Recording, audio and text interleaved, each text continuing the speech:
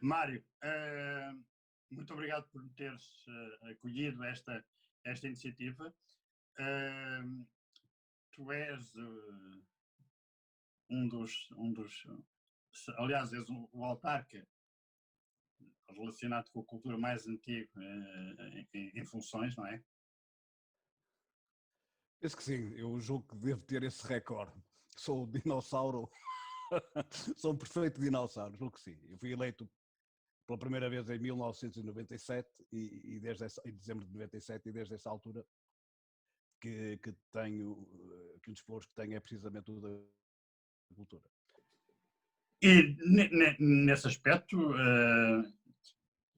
és uma pessoa que concilia essa dimensão do poder, do exercício do poder, também com uma atitude pessoal muito antipoder, muito contestatária, muito irreverente. Eu quando me perguntam qual é a minha carreira, eu respondo sempre: eu não tenho carreira, eu tenho vida. E na minha vida cabe uma série de coisas. E eu não detenho qualquer poder, eu no máximo exerço o poder em nome de quem verdadeiramente o detém.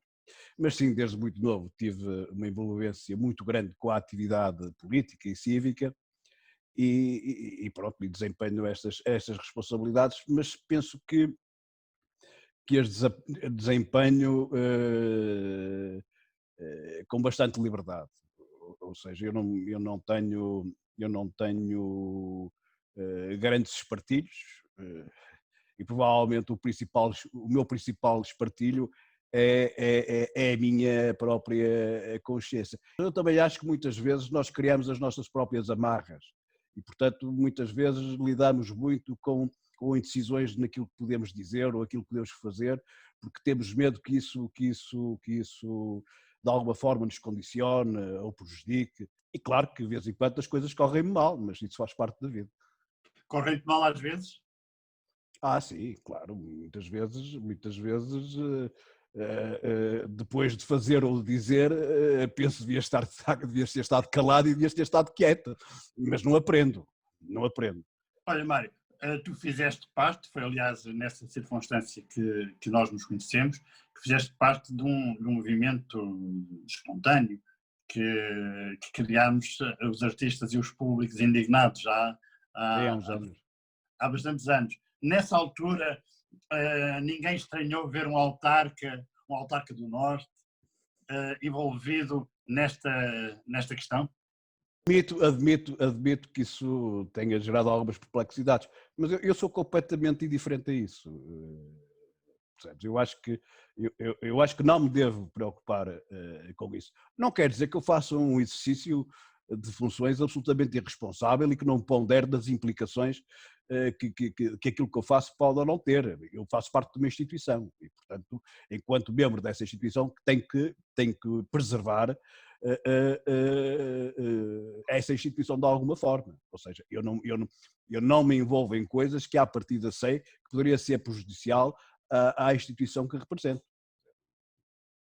Olha, para além da tua atividade docente, tu também és uma pessoa que se formou academicamente na área da ciência política. Sim. E, portanto, é mais um complemento desta tua intervenção como político também, que é não só o lado pragmático, mas também o lado teórico. Como é que tu analisas, desse lado do cientista social, a atividade política onde tu te inseres?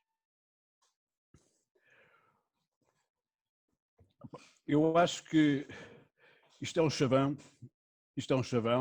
mas é um chavão que eu acho que é verdadeiro. Que a política, no seu sentido mais lato, é provavelmente a atividade mais nobre que um ser humano se pode dedicar. E nós podemos dedicar à política sem estarmos ligados a qualquer instituição. Repara, os gregos, a expressão que nós usamos muitas vezes, idiota vem do grego, que diz o idiota era aquele que não ligava aos assuntos da polis. Quem não ligava aos assuntos da polis era um idiota.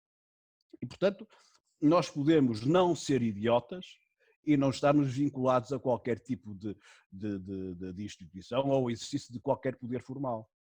Basta agirmos, enquanto cidadãos, naquilo que nós consideramos ser os interesses superiores do bem comum. É evidente que a perseguição do bem comum não se consegue fazer sem consensos. E, portanto, muito do segredo da política é a arte de poder promover consensos. Porque só através do consenso é que nós nos podemos, de alguma forma, entender. E, portanto, eu sou muito inspirado por Montesquieu. Há muita gente que vive sob o primado do Rousseau, esquecendo-se que o Rousseau afirmava, por exemplo, que o único direito da minoria era conformar-se à vontade da maioria.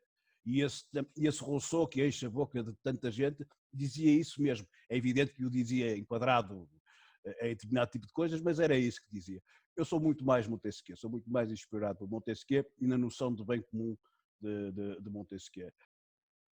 Olha, Mário, eu se calhar vou voltar a isso, até porque depois que no final desta conversa, mas eu ia aproveitar uma coisa que tu disseste agora, do estabelecimento de consensos, para me ligar ao último parágrafo da carta que tu escreveste à Ministra da Cultura, a propósito do programa relacionado com um conjunto de financiamentos que foram deslocados para as autarquias e em que tu dizias, ok, faça lá isto, mas depois, quando quiser trabalhar a sério, chame os autarcas, as pessoas com quem pode estabelecer políticas a sério, mas não lhes fale em milhões, fale em objetivos, em modos de fazer, tudo isso.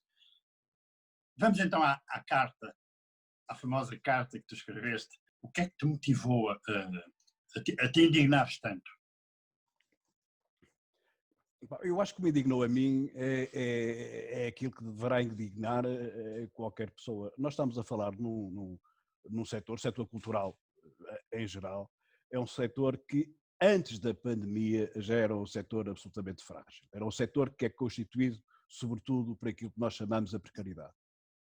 E, portanto, quando a pandemia aparece, e eu tive uma ligação direta com a pandemia e com todos os seus contornos, o setor cultural, se fragilizado estava, muito mais fragilizado ficou. E nós, quando falamos nisto neste momento, nós estamos a falar em coisas ligeiras, nós estamos a falar em fome. Nós estamos a falar em fome. E, portanto, o que eu acho é que nós temos que estabelecer prioridades.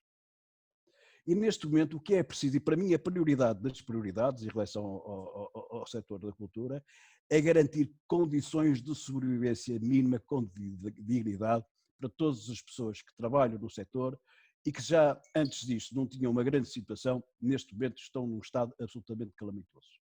E esse é que eu acho que é o primeiro problema a ocorrer. Repare, eu todos os dias no desempenho das minhas funções, eu tenho que tomar um conjunto de decisões. E tenho as coisas plenamente pré-estabelecidas, planeadas. Mas quando surge uma emergência, é essa emergência que tem que ser atacada. E nós neste momento vivemos em relação ao setor cultural, e eu não gosto destas abstrações. O setor cultural é assim uma abstração. Quando nós pensamos nas pessoas que vivem e sobrevivem da cultura, que fazem da cultura a sua razão e modo de vida, nós temos que perceber que essas pessoas, neste preciso momento, estão a atravessar dificuldades absolutamente aterradoras. E, portanto, a primeira função do Estado, a primeira função e missão do Ministério da Cultura é acorrer a essa situação. O resto virá de seguida se o Ministério assim o entender. Mas temos que definir prioridades. Neste momento, o que é preciso é criar um fundo de emergência que garanta a todos os profissionais do setor que comprovadamente estejam em dificuldades um rendimento mínimo mensal. E esse fundo tem que estar no ativo pelo menos um ano.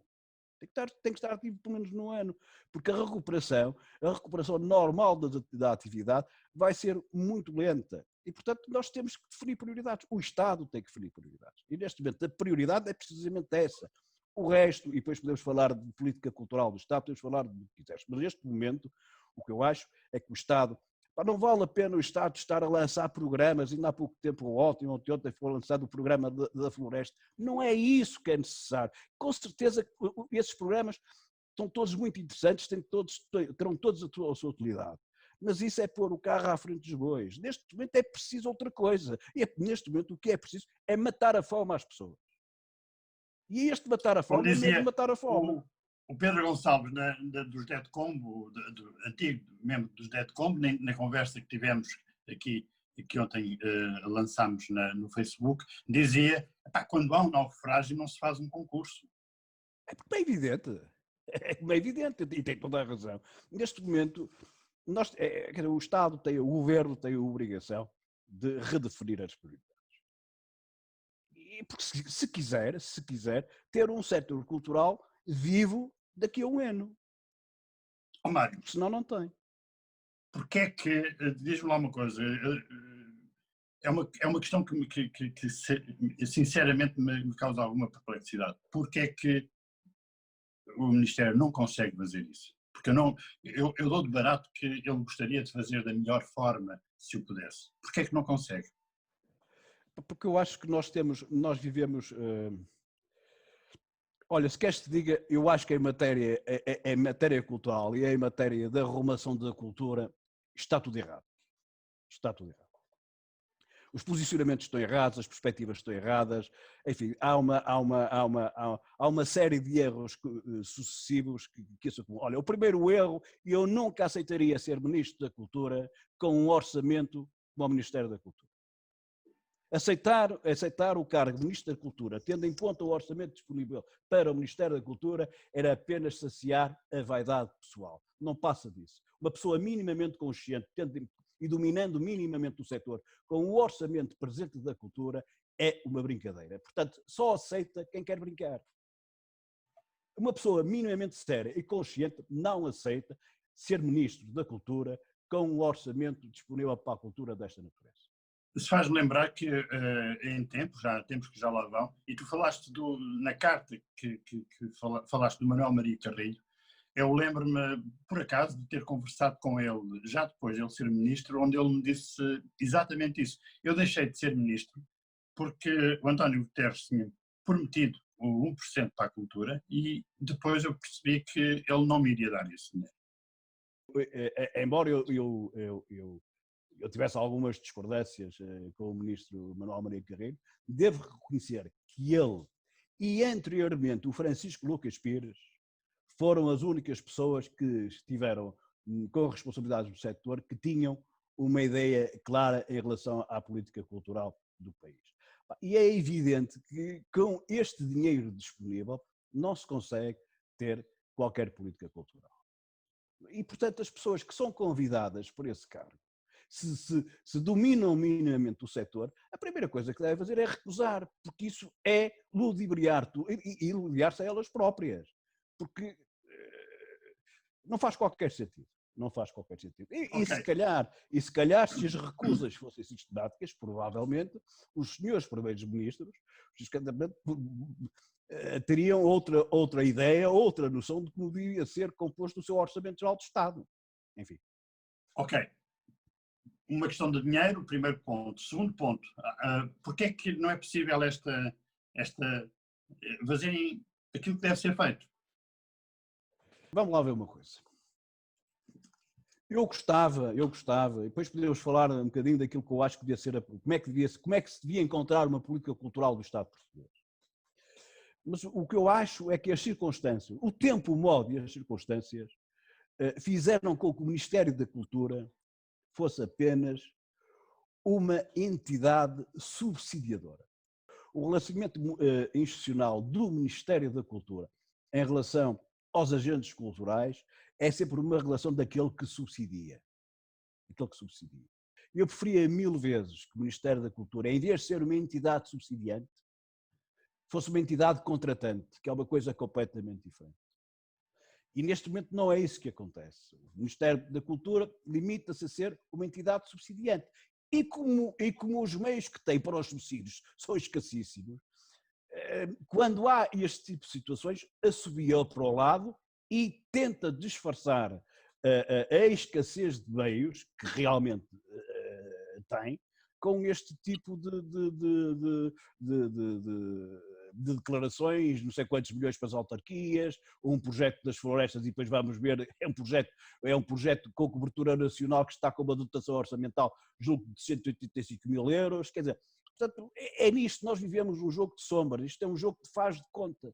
Agora, o que eu acho é que isto tem que ser revisto, tem que ser completamente revisto e a relação do Ministério da Cultura com os agentes culturais tem que ser absolutamente diferente. E, por outro lado, a forma como os agentes culturais se relacionam com o Ministério da Cultura. Porque neste momento, na verdade, e para sermos rigorosos, só ouvimos lamentações, tirando este período da pandemia, só ouvimos lamentações por parte do setor cultural, pelo menos aquelas que são publicamente amplificadas, só as ouvimos quando chegamos à parte dos concursos e dos subsídios. Em relação ao resto, é um silêncio monumental. E, portanto, isto tudo faz parte de um sistema que já deu o que tinha a dar, não funciona. E a prova evidente que não funciona é a precariedade total em que estão, neste momento, os agentes culturais do país. Olha, a ministra respondeu à tua carta? Não.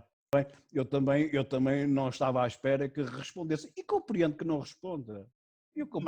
Mário, tu és um autarca ligado à cultura desde 1997. Escreves uma carta à Ministra da Cultura. Não estavas à espera que ela te respondesse? Não estava à espera. Porque isso depois temos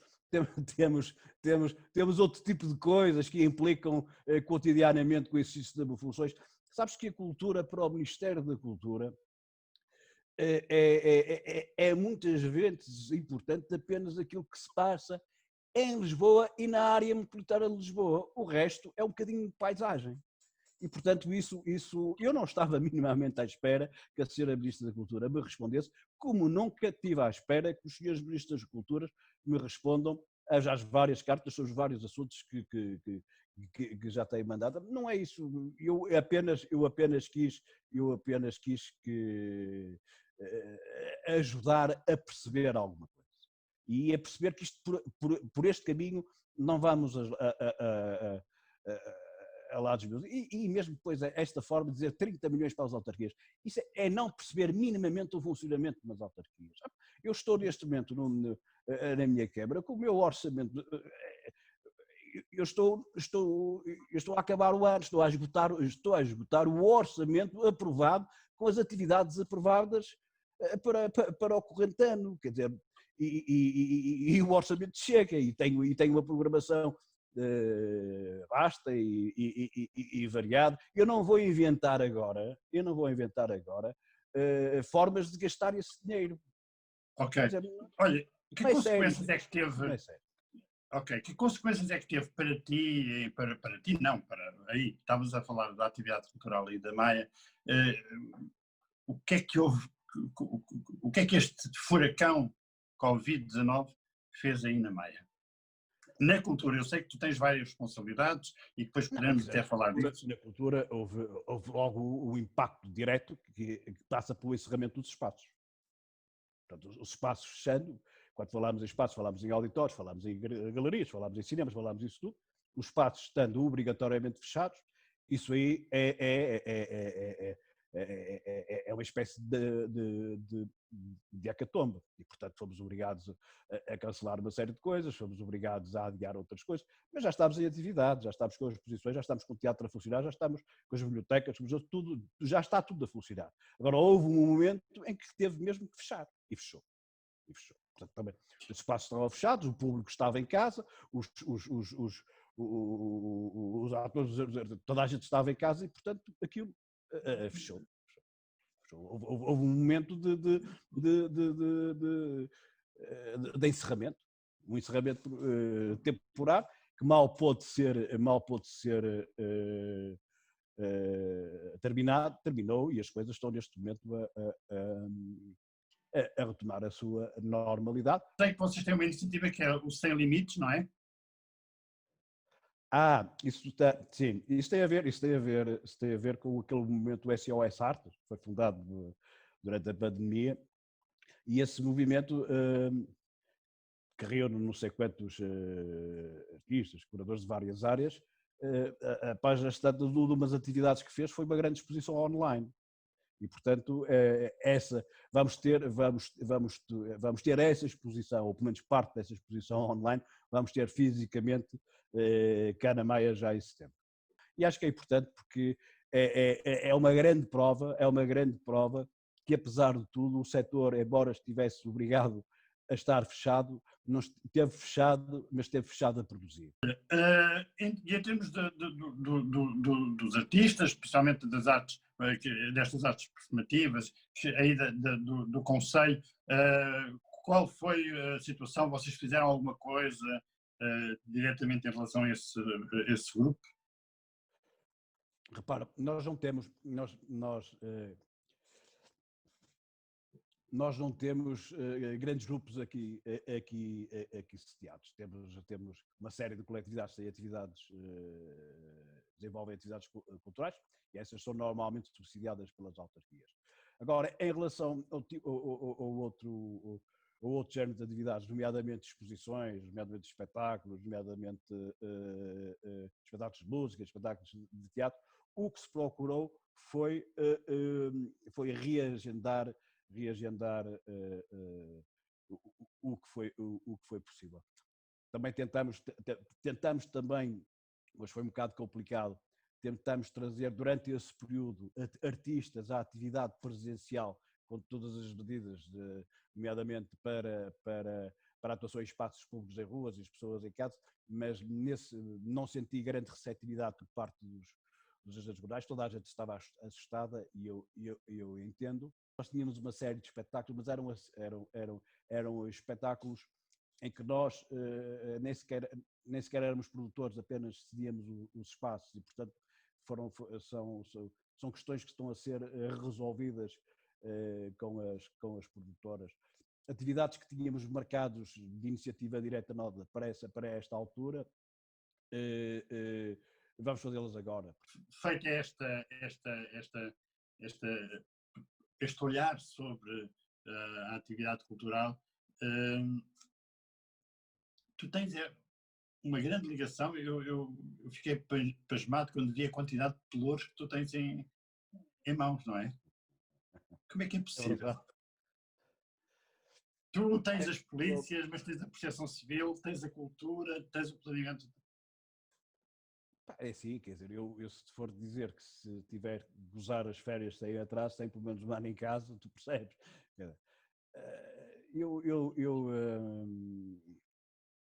É verdade, eu tenho muitas áreas diferentes, tento criar pontes entre todas, porque a pessoa é mesmo, mas sim, isso dá-me um grande gozo, porque eu numa hora sou obrigado a ter que pensar em 7 ou 10 assuntos de natureza completamente diferente.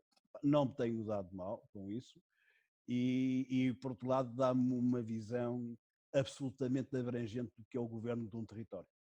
E, portanto, com essa visão abrangente, Mário, como é que tu vês este cenário da pandemia, toda a sua envolvente, não é? Na relação que as pessoas têm com ela. Tu ainda agora disseste que tiveste uma ideia como autarca, mas que depois percebeste que a adesão tinha a ver com o receio, com esta relação psicológica que as pessoas trazem com a pandemia. Como é que tu vês isso? É evidente que há medo e não é nada mau que haja medo.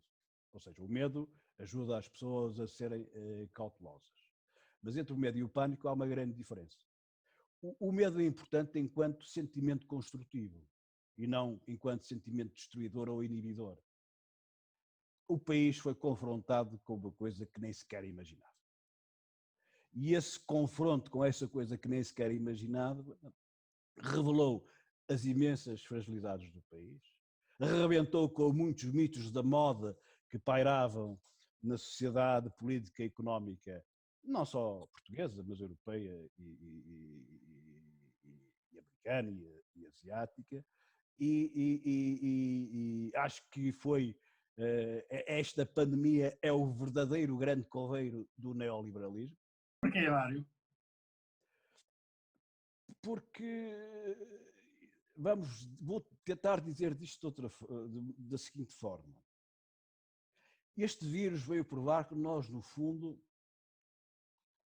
vivemos quase numa selva. Ou seja, e o predador não precisa de ser um elefante, basta um vírusinho. Portanto, o nosso estado natural é um estado de selva. E, portanto, tudo aquilo que nós fazemos politicamente, institucionalmente, socialmente, deve ser para impedir ou pelo menos atenuar este estado de selva. O neoliberalismo vive da selva. Nutre-se da selva. Nutre-se no predadorismo absoluto. Eu acho que a humanidade já não precisa de mais lições. Quer dizer, esta foi absolutamente esclarecedora. Ou seja, se nós não criamos condições civilizacionais que permitam a permanente inclusão e que atenuem as evidentes assimetrias e desigualdades, nós estamos condenados à selva. Quer dizer, eu acho que as pessoas perceberam isso de uma forma muito clara e perceberam, se calhar, à escala planetária. Ou vamos lá todos, ou ninguém lá chega. Portanto, eu acho que este é que é o grande projeto da humanidade, é perceber isso. Ou vamos lá todos, ou ninguém lá chega.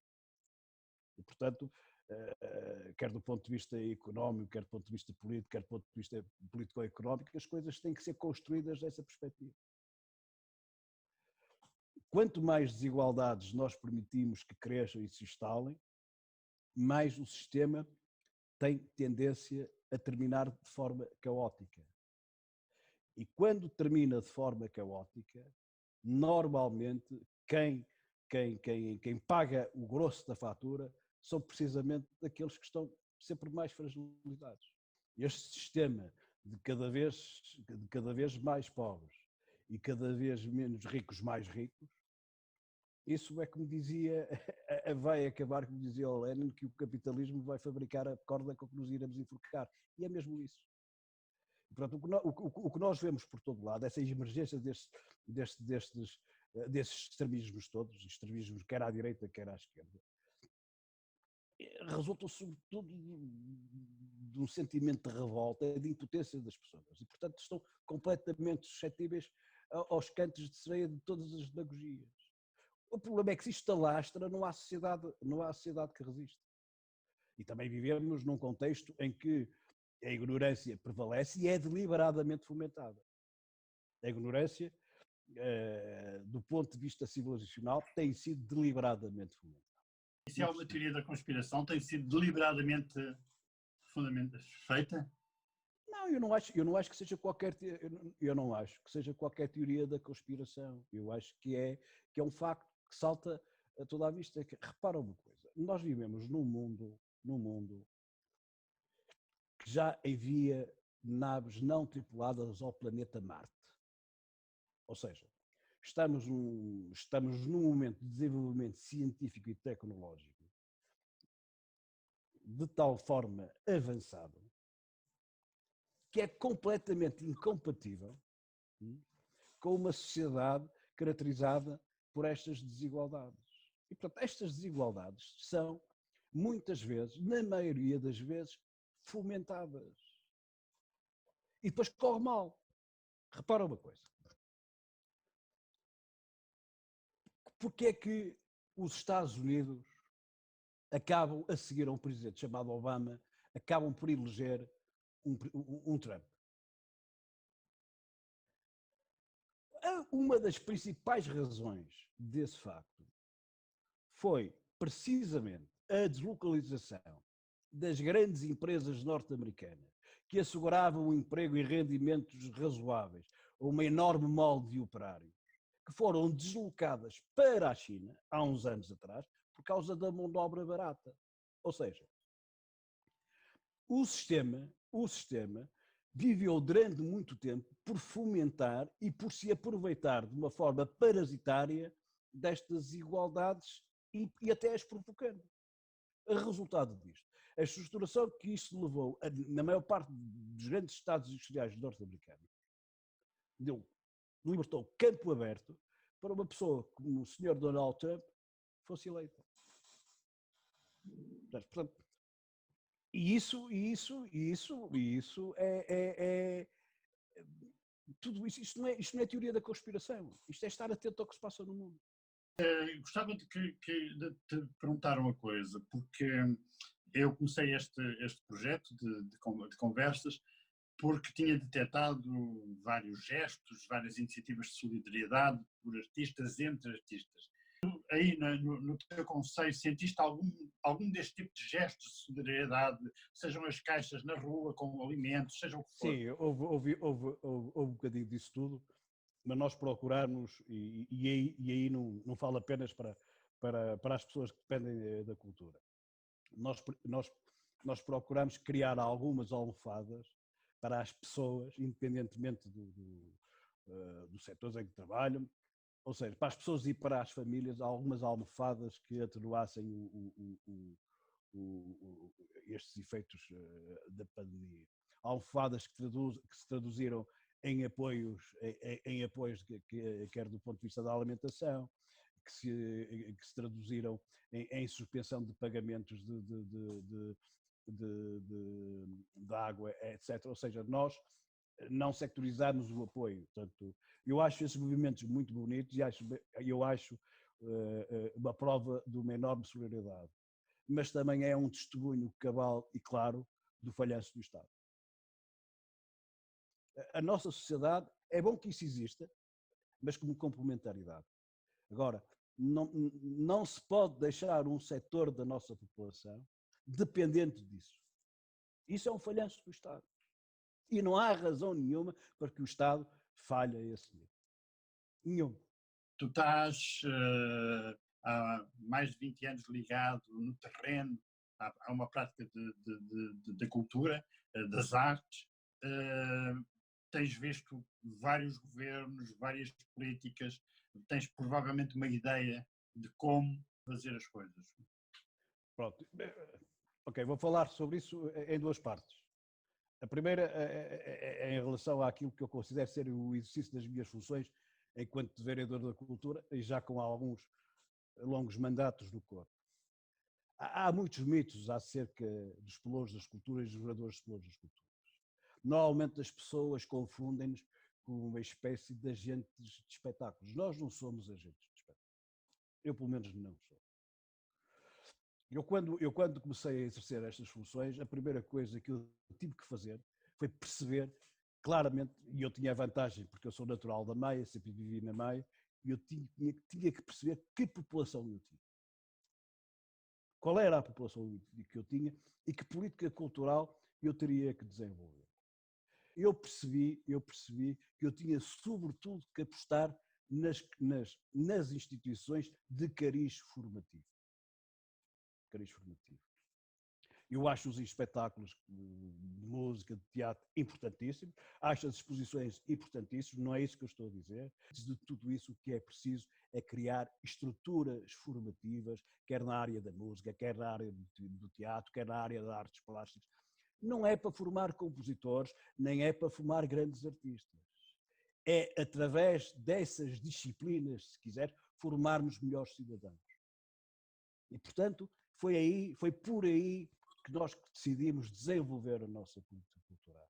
E quando eu falo naquilo que é o meu entendimento das minhas funções, é exatamente o que eu acho que devia ser a política cultural do Estado português, que nunca existiu. E, portanto, o que eu acho, nós nunca tivemos uma política cultural do Estado português, a não ser a política cultural vivida em ditadura, que tinha objetivos perfeitamente definidos. Em democracia nunca tivemos uma verdadeira política cultural. E que no teu entendimento passava também por esse lado da formação, era isso? O que eu acho, vamos lá ver, o que era preciso, o que o Estado devia fazer como primeira prioridade era fazer um diagnóstico rigoroso do estado cultural do país. E para isso até tinha vida facilitada, bastava estabelecer contactos diretos com municípios, que cada um dos municípios lhes dava uma radiografia clara do estado cultural dos seus próprios territórios. Feito esse diagnóstico, o que o Estado tinha que fazer era perceber que problemas queria resolver através da cultura, que dinâmicas queria incutir a partir da cultura.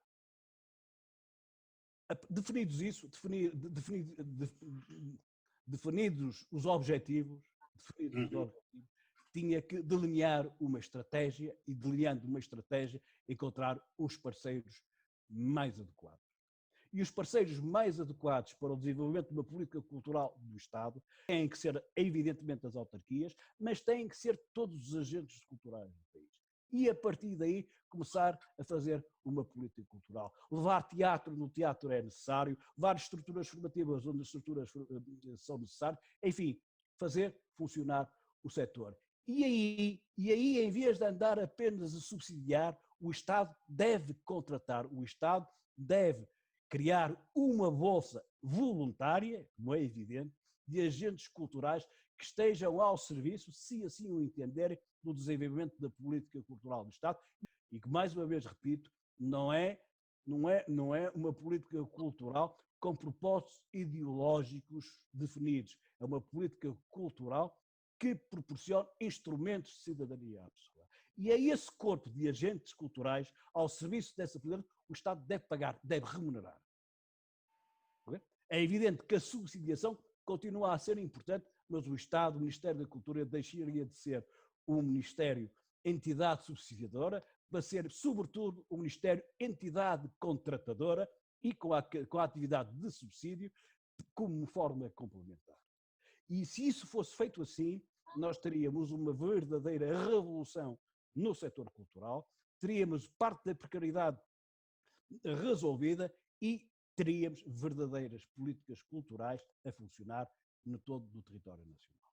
O Estado, antes de tudo mais, devia tentar perceber o que é que quer, para que é que o Estado quer a sua política cultural. E deve querer muito, porque nós, quando estamos inseridos em União Europeia e essas coisas todas, em que a nossa capacidade de soberania se vai limitando, nós temos de otimizar outras funções de soberania.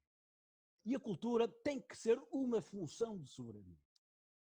Tu sentes que és ouvido como autarca ligado à cultura? Tu sentes que já sentiste durante estes 20 anos que foste mais ouvido como autarca ligado à cultura? Não passa por aí. Não passa por aí. Não passa para as coisas mais elementares. Não passa para as coisas mais elementares. Também, isso entronca noutra grande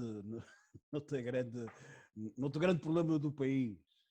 Ou seja, o poder local é encarado de duas maneiras. É um poder que é sistematicamente desprezado pelos órgãos de poder central, mas ao mesmo tempo é um poder que é invejado. E esse cadinho é parte integrante deste divórcio, é parte integrante da culpa deste. Isto é um país geograficamente pequeno, mas com uma elevada dose de esquizofrenia. Boa forma de terminarmos isto, Mário. Tenho que te agradecer a tua disponibilidade. Ainda por cima, roubei-te aí um complicado leque de funções. Não há problema nenhum. Um grande abraço.